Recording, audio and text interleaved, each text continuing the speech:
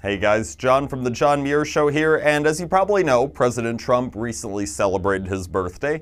Well, a lot of us pro-Make America Great Again Trump supporters were wishing him a happy birthday. Of course, you know, because he is the most polarizing president in the history of this country, that those on the left were going to try and use it as an opportunity to say, oh, well, I'm going to be all spiteful and say mean things about Trump. Yeah, I'm going to show him, even though he, of course, probably doesn't take the time to read any of these insults that are being thrown out there. He's got better things to do, like actually working for the country. Well, one of those people who decided to go and take to social media to show that they don't like the president, they hope he doesn't have a happy birthday.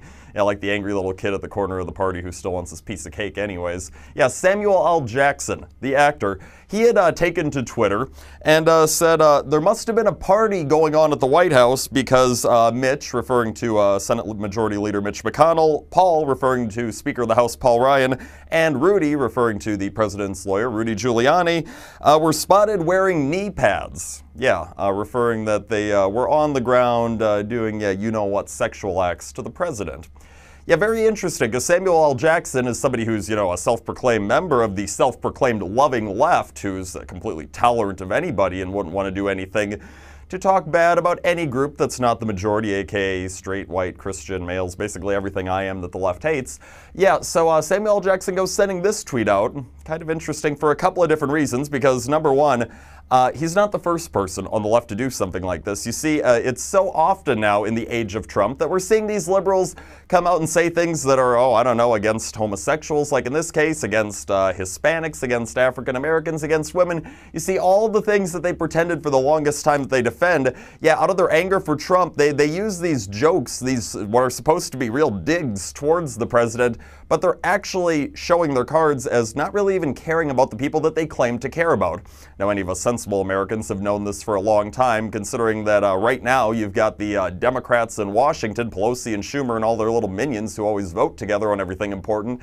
Right now, yeah, they're actually advocating for illegals, other countries' criminals, over American citizens, even though the illegals come into the country, and what do? A lot of them tend to be violent, they prey on the communities that they're in, and those communities are often largely minority communities, so it is legal American citizens who are of color who often have to suffer the repercussions. But yeah, let the left keep telling you about how much they just love those African Americans out there that they champion. Yeah, it's a whole bunch of nonsense. And Samuel L. Jackson showing once again, him and his buddies, they do not actually care about people in the homosexual community. And you know what? Heck, President Trump, he's been more of a champion of people who make that choice than anybody else on the left, it seems, nowadays.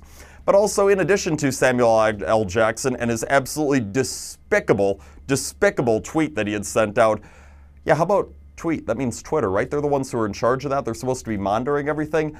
Yeah, Twitter had responded to this because there had been somebody who had brought this to attention, probably a ton of people that brought this to Twitter's attention about the content of Mr. Jackson's tweet.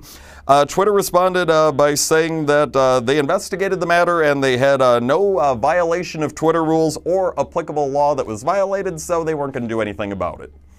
Yeah, you see, if a conservative had made this comment, oh, you bet your bottom dollar Twitter would have done something about it. They would have blocked that account. They would have banned that person from their site for life. They always love stifling conservative speech, but of course, when you had some of these big social media types going to Capitol Hill a few months ago, the Mark Zuckerbergs of Facebook of the world, it was like, oh no, well, we're platforms for everybody. All ideas are treated equally. We want all people to come here and express their views. Yeah, sure you do. This is another prime example that these Silicon Valley companies are completely full of it, and they're showing their partisan hand once again, but not nearly as sickening as the fact that you have these absolutely pathetic lefties like Samuel L. Jackson showing their hand, insulting countless Americans in what is supposed to be a joke. It's absolutely classless and tasteless, but then again, what do you expect from an actor who is classless and tasteless?